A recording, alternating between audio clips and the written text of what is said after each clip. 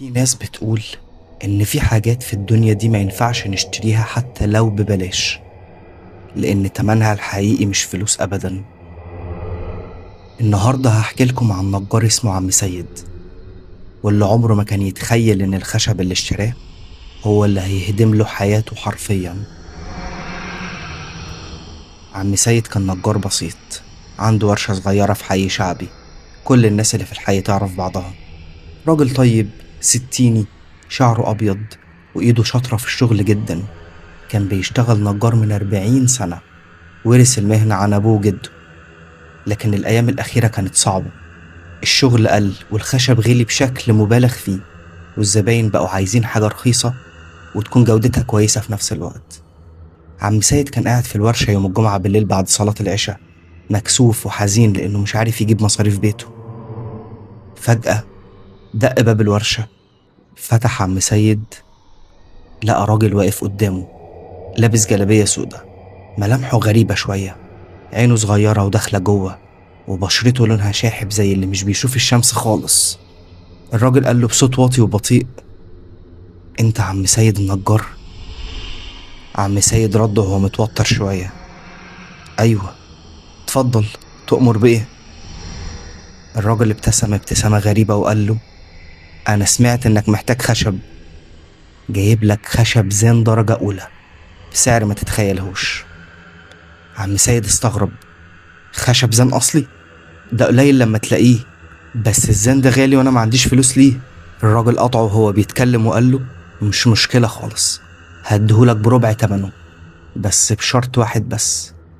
عم سيد بصله مستغرب: الشرط ايه؟ الراجل قال له بنبرة غريبة: ما تسألش عن مصدر الخشب، ما تحاولش تعرف جه منين. عم سيد سكت للحظة، حس بحاجة غريبة جواه، زي صوت بيحذره، لكن الحاجة والفلوس غلبوه. وافق. الراجل قال له: بكرة الصبح هتلاقي الخشب قدام الورشة، والفلوس على راحتك، ادفعها لما تبيع الشغل. وقبل ما عم سيد يرد، الراجل اختفى في الضلمة كأنه ما كانش موجود. عم سيد رجع جوه الورشة وهو مش مصدق. نام الليلة دي بالعافية، كان حاسس طول الليل بقلق غريب مش طبيعي.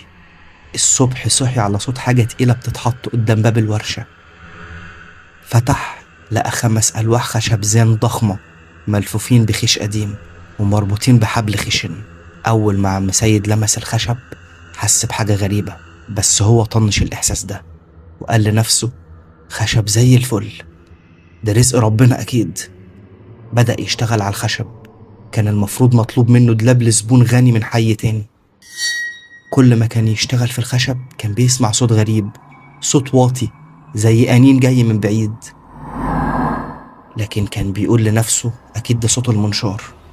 والغريب إن الخشب كان بيتنشر بسهولة جدا، سهولة مش طبيعية خالص، كأن الخشب بيتنشر لوحده، كأنه عايز ياخد شكل معين.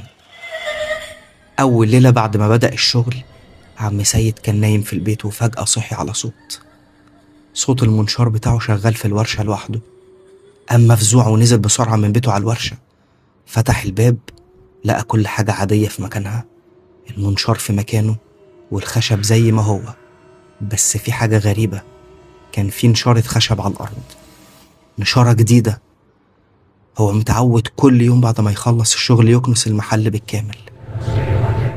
عم سيد حاول يقنع نفسه إنه كان بيحلم، لكن جواه كان عارف إن في حاجة غريبة. اليوم التاني جاله ابن أخوه حسن، شاب في العشرينات. حسن دخل الورشة وقال: يا عم سيد، الخشب الجديد ده شكله غالي، جبته منين؟ عم سيد قال له: راجل باعهولي بسعر رخيص، ما تسألش يا حسن. حسن حط ايده على الخشب وفجأة سحب ايده بسرعة، استغرب، قال: ايه الخشب ده زي ما يكون في حاجة غريبة، وريحته مالها عاملة كده ليه؟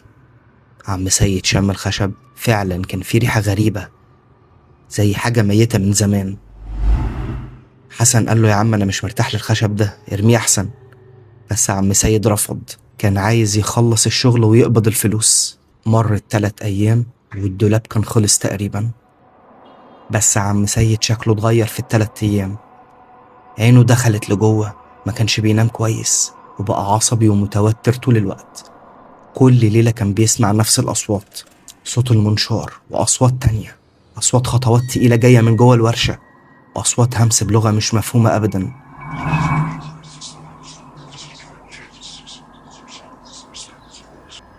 وفي ليلة صحي عم سيد على صوت واضح جدا، صوت بيقول اسمه: سيد، سيد. قام مرعوب نزل الورشة بسرعة، كان معاه سكينة صغيرة عشان يحمي نفسه.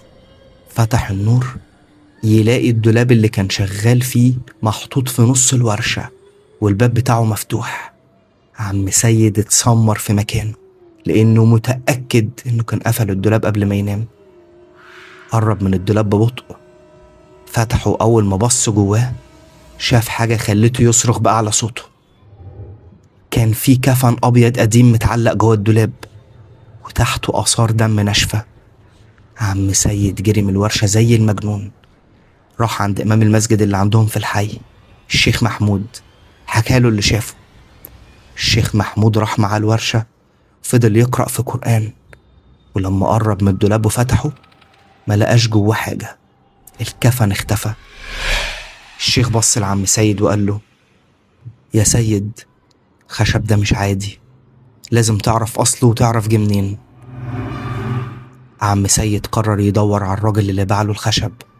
سأل في الحي محدش يعرفه تماما، سأل في أماكن بيع الخشب محدش سمع عنه، لحد ما واحد عجوز قال له: الراجل اللي بتوصفه ده كان بيبيع خشب من زمان، بس الخشب بتاعه كان من التوابيت القديمة، كان بيسرق توابيت قديمة ويبيع خشبها. عم سيد حس إن الدنيا اتشقلبت بيه، يعني الخشب اللي بشتغل فيه ده كان بتاع توابيت ميتين. رجع الورشة فورا عايز يحرق الخشب ويتخلص منه، لكن لما وصل لقى الدولاب اللي عمله اتغير من مكانه ورجع تاني في نص الورشة، والظرف بتاعته كلها مفتوحة على الآخر. والمرة دي كان في صوت طالع من جواه، صوت أنين، صوت حد بيستغيث. عم سيد اترعب لكن قرر يواجه. قعد يفتش في الدولاب بالكامل، بس لما بص اتصدم. المراية اللي كان حاططها جوه الدولاب مش عكس صورته، كانت عكس صورة راجل تاني، راجل عجوز عينه مفتوحة وبيبصله مباشرة وبيبتسم. في نفس اللحظة دي نور الورشة انطفى بالكامل، وعم سيد سمع صوت المنشار بيشتغل لوحده في الضلمة.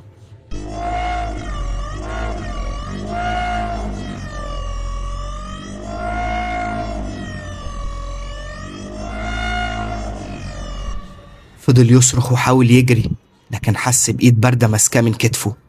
الجيران سمعوا صوت صراخه، جريوا على الورشة، فتحوا الباب، لقوا عم سيد واقع على الأرض مغمى عليه، وشعر جسمه كله أبيض، مش الشبه العادي ده، كان أبيض زي التلج. ولما فاق في المستشفى كان بيتكلم بكلام مش مفهوم، كان بيقول: هو عايزني أكمل، هو عايزني أخلص الدولاب عشان يطلع. عم سيد مرجعش الورشة تاني، باعها بأقل سعر وراح يعيش مع بنته في محافظة تانية. الورشة اتقفلت ومحدش فتحها بعد كده، لكن الجيران لحد النهاردة بيحلفوا إنهم بيسمعوا صوت المنشار شغال في الورشة في نص الليل لوحده. وفي الآخر محدش عرف إيه اللي حصل لعم سيد بالظبط، ولا مين الراجل اللي باع له الخشب، ولا إيه اللي كان ساكن جوه الخشب ده فعلا. لكن لحد النهاردة كل اللي بيعدي قدام الورشة دي بالليل بيسمع صوت المنشار شغال لوحده، وصوت أنين جاي من جوه الخشب.